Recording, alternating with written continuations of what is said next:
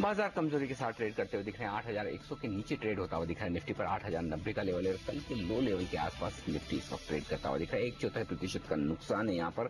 Sensex में 60 अंकों की कमजोरी। मिड कैप इंडेक्स 1/4% नीचे और स्मॉल कैप इंडेक्स में नुकसान है 0.5% का। तो काफी दिनों के बाद लगातार नो ट्रेडिंग सेशन तक सेंसेक्स ने पॉजिटिव क्लोजिंग दी है। आज थोड़ी बहुत प्रॉफिट बुकिंग आती हुई दिख रही है, लेकिन किस तरह के संकेत आगे के लिए मिल रहे हैं बाजार के लिए? Canara HSBC OBC life insurance की CIO रितु गंगराड़े अरोड़ा हमारे साथ कार्यक्रम में शामिल हो रही हैं। रितु जी, स्वागत है आपका CNBC आवाज पर। पहला सवाल यही लेना चाहूंगा कि जिस तरह से पिछले एक महीने में 500 पॉइंट की तेजी निफ्टी पर हुई है, क्या लगता है ये सही लेवल है जहां पर प्रॉफिट बुकिंग आती हुई दिखेगी? बाजार थोड़ा सा वक्त बिताएंगे, थोड़ा करेक्शन होगा। बाजार के डायरेक्शन को लेकर आपका क्या नजरिया है? पिछले एक महीने में जैसे आपने कहा अच्छी तेजी बनी रही, और अगर ये साल देखें कैलेंडर ईयर तो करीब 30% का रिटर्न मार्केट ने दिया है निफ्टी और सेंसेक्स ने, जो कि बहुत अच्छा रिटर्न है। पर अगर हम वैल्यूएशंस के मद्देनजर देखें तो हम 16.5 टाइम्स फॉरवर्ड चल रहे हैं, जो कि पीक वैल्यूएशंस नहीं है। तो ये मार्केट को स्ट्रेंथ देते हैं कि अगर इकोनॉमिक इंडिकेटर्स इंप्रूव होते रहे और कॉर्पोरेट नतीजे में भी सुधार आया तो अपसाइड का पोटेंशियल काफी है। बट ये बहुत जल्दी में होना मुश्किल है क्योंकि सभी सुधारों के लिए समय लगेगा। तो मुझे लगता है अभी एक कंसोलिडेशन प्रॉफिट टेकिंग होना मार्केट के लिए हेल्दी रहेगा और मार्केट वहां से फिर थोड़ा सा उछाल, बहुत बड़ा उछाल नहीं। और मैं कल भी देख रही थी आपके शो पे दिग्गज कह रहे थे कि 8,200 मार्च तक, तो मार्च तक अगर हम 2% अपसाइड की बात कर रहे हैं तो एक रेंज की ही बात कर रहे हैं। बट ओवरऑल काफी बुलिश सेंटिमेंट है और अगले 5 साल मुझे लगता है अच्छा डबल डिजिट CAGR बनता रहेगा। इसलिए निवेश का हर मौका निवेशकों ने जोरदार तरह से अपनाना चाहिए और निवेश करते रहना चाहिए। रितु जी, क्योंकि हमने देखा है डोमेस्टिक इंस्टीट्यूशंस ने भी अच्छा खासा पार्टिसिपेशन दिखाया है इन हाइस पर, आपको यकीन है कि यहाँ पर वैल्यूएशंस अट्रैक्टिव हो गए मार्केट के और लार्जर पार्टिसिपेशन फिर रिटेल निवेशकों की ओर से भी आएगा in the terms of through mutual fund या फिर सीधा जो बाजार में स्टॉक्स खरीद रहे हैं, वो एक अच्छा साइन है? जी हाँ, मुझे लगता है कि निवेशक वापस आ रहे हैं। रिटेल पार्टिसिपेशन इंश्योरेंस के थ्रू भी काफी अच्छा रहा है और म्यूचुअल फंड्स में भी पैसा आ रहा है। और छोटे निवेशकों के लिए ये चैनल्स काफी अच्छे रहते हैं क्योंकि उनके लिए हमेशा संभव नहीं होता कि मार्केट को पूरी तरह से रीड और वॉच कर सकें। तो इंश्योरेंस, म्यूचुअल फंड और इस तरह के चैनल्स अपनाने चाहिए। बट ये नहीं मान के चलना चाहिए कि जैसे पिछले 8 महीनों में 30% का रिटर्न मिल गया तो अगले 8 महीने में भी इसी तरह का रिटर्न मिलेगा। ये इसी तरह की गति बनी रहना बड़ा मुश्किल है। तो कंसोलिडेशन फेजेस आएंगे और पर अगले हम 5 साल देखें, निवेशकों को लंबा समय के लिए ही निवेश करना चाहिए।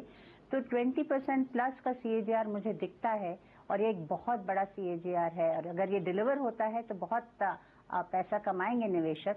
तो इसलिए एक सिस्टमैटिक ढंग से, रेगुलर ढंग से इन्वेस्ट करते रहना चाहिए। ओके, लेकिन अगर करेक्शन होना है तो रितु जी कितना करेक्शन आपको दिखता है बाजार में? क्या आपको लगता है कि 7400, 7500 से नीचे की भी डाउन साइड रिस्क है? और अगर रिस्क उतनी ही है तो फिर क्या 10% की डाउन साइड रिस्क को देखते हुए 100 या 200% की अपसाइड को छोड़ देना चाहिए, टाइम करने की कोशिश करनी चाहिए, या फिर अभी पैसा लगा लिया जाए? क्या करना चाहिए? टाइम करने की कोशिश की राय तो मैं कभी भी नहीं देती। मैं मानती हूं कि हमें हर समय एक बैलेंस पोर्टफोलियो में निवेश करते रहना चाहिए। बहुत बड़ा डाउनसाइड अभी नहीं दिखता, बट कुछ चीजें हो सकती हैं जो इस माहौल को बिगाड़ सकती हैं। जैसे यूएस में फेड का रेट हाइक का अंदेशा बढ़ता जा रहा है क्योंकि वहां पे इकोनॉमी काफी इंप्रूव हो रही है और अनवाइंड हो रहे हैं जो उनके सॉप्स थे। तो उससे इम्पैक्ट आएगा हमारे देश पर भी, FII फ्लोज पर इम्पैक्ट आएगा। दूसरा, जो क्रूड काफी अच्छी तरह से इम्प्रूव हो गया था, 100 के करीब आ गया था, वो वापस गिरने लगा है, 102 के करीब गिर गया है। तो अगर क्रूड कहीं थमता नहीं है तो वो एक चिंता की स्थिति रहेगी।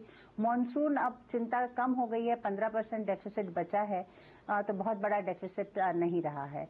जहां तक निवेशकों का सवाल है, मुझे लगता है उन्हें निवेश करना चाहिए। बहुत बड़ा डाउनसाइड अभी फिलहाल नहीं दिखता है जब तक कि कोई बहुत बड़ा झटका न लगे, पर अगले 3, 4, 5 साल का नजरिया रख के ही इन्वेस्ट करें और अच्छा इनकम बननी चाहिए। CAGR 20% अगर आता है तो आप मानेंगे 3, 3.5 साल में पैसा डबल हो जाता है। तो निवेश करते रहना चाहिए और हर करेक्शन, हर डिप को एक मौका मानना चाहिए अच्छे क्वालिटी स्टॉक्स में इन्वेस्ट करने का। अगर हम सेक्टरली भी देखें तो ऐसा नहीं है कि हम जो मानते हैं बैंकिंग या कैप गुड चले हों। पिछले 3 महीने में अगर आप देखें मार्केट करीब 9% चला है, तो सबसे आउट परफॉर्मिंग सेक्टर्स रहे हैं आईटी, कंज्यूमर गुड्स, जिनने करीब 25% का रिटर्न दिया है, जहां पे बैंक्स करीब 5% चले हैं और कैप गुड्स 2.5% गिरे हैं। तो ऐसा नहीं है, एक सेक्टरल रोटेशन मार्केट में हो रहा है और अगर पूरे इंडेक्स को चलना है तो सभी सेक्टर्स में गति आती है। तो क्वालिटी देखकर करें, ना कि सिर्फ सेक्टर, स्टॉक स्पेसिफिक इवैल्यूएशन के साथ निवेश करें। इस समय आपको ज्यादा कन्विक्शन कहां पर दिखाई दे रहा है अर्निंग्स के लिहाज से? कौन सा सेक्टर आपको लग रहा है एक बेटर परफॉर्मेंस देने के काबिल है? 2 चीजें हैं, एक अर्निंग्स और एक एक्सपेक्टेशंस। तो अर्निंग के लिहाज से तो जो हमें स्थिर अच्छे अर्निंग्स हैं वो आईटी सेक्टर, फार्मा में ही दिखते रहे हैं। ऑटो सेक्टर अच्छा रहा है, वहां पे भी वॉल्यूम्स में काफी इंप्रूवमेंट रहा है। तो ये 3 सेक्टर्स हैं, पर जहां उम्मीदें बनती हैं वो डेफिनेटली कैप गुड्स, इंफ्रास्ट्रक्चर है, बट वहां पे कई सारी कंपनीज में काफी दिक्कतें हैं। तो जब जहां भी हम करेक्शन देखते हैं और इम्प्रूवमेंट देखते हैं, उन सेक्टर्स में इन्वेस्ट जरूर करना चाहिए, क्योंकि वो डेफिनेटली इंपॉर्टेंट सेक्टर्स रहेंगे अगले 5 साल देश के लिए। लेकिन जिस तरह से फिर से डिफेंसिव अब थोड़ी सी खरीदारी का रुझान दिखा रहे हैं, हमने पहले कुछ फार्मा स्टॉक्स में खरीदारी देखी, अब कल हमने देखा कि फिर से आईटी शेयर डिमांड में आते हुए दिख रहे हैं।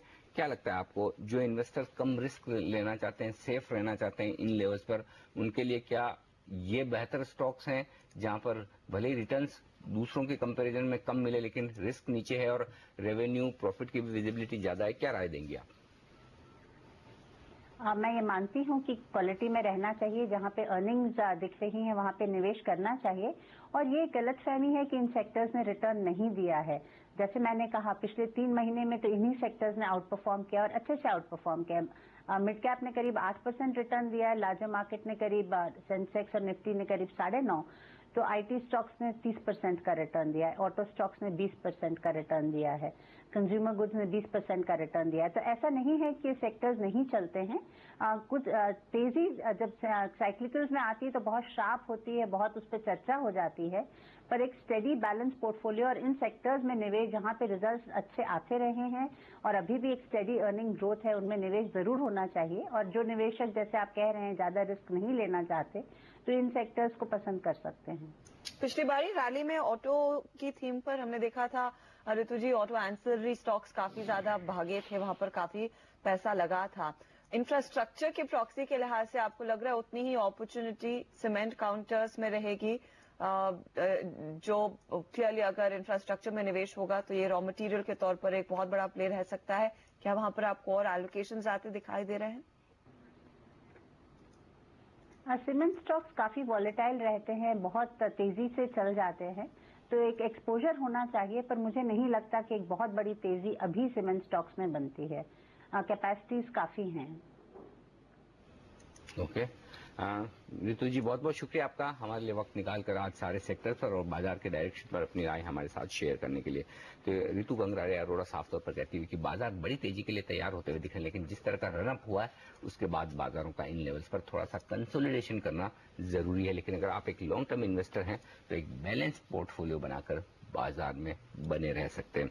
इस बीच बाजार काफी इंटरेस्टिंग कारोबार दिखा रहे हैं। 8,100 के लेवल के आसपास पहुंचने की कोशिश निफ्टी की होती दिख रही है। देखना है कि क्या उसके पार निकलकर टिक पाते हैं। हालांकि थोड़ी कमजोरी जरूर है आज 15 अंकों की निफ्टी में, सेंसेक्स 40 अंक नीचे, लेकिन मिड कैप शेयरों में देखिए एकदम फ्लैट कारोबार होता हुआ दिख रहा है। स्मॉल कैप इंडेक्स जरूर नुकसान में दिख रहा है और कल ही की तरह जब कल हमने देखा क्लोजिंग में मार्केट ब्रेड थोड़ी सी नेगेटिव होती हुई दिखी थी, आज भी वैसा ही है। 500 स्टॉक मजबूत, 770 शेयर कमजोर, ये है इस वक्त बाजार का हाल।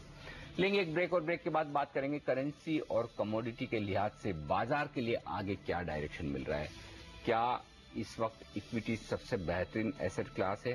गोल्ड और साथ ही रियल एस्टेट और फिक्स इनकम के सामने जानने की कोशिश करेंगे। हमारे साथ हमारे एक्सपर्ट्स जुड़ेंगे, प्रभुदास लियादर के जॉइंट एमडी दिलीप भट्ट और साथ ही इंडिया फॉरेक्स के सीईओ अभिषेक गोयन का इस ब्रेक के बाद।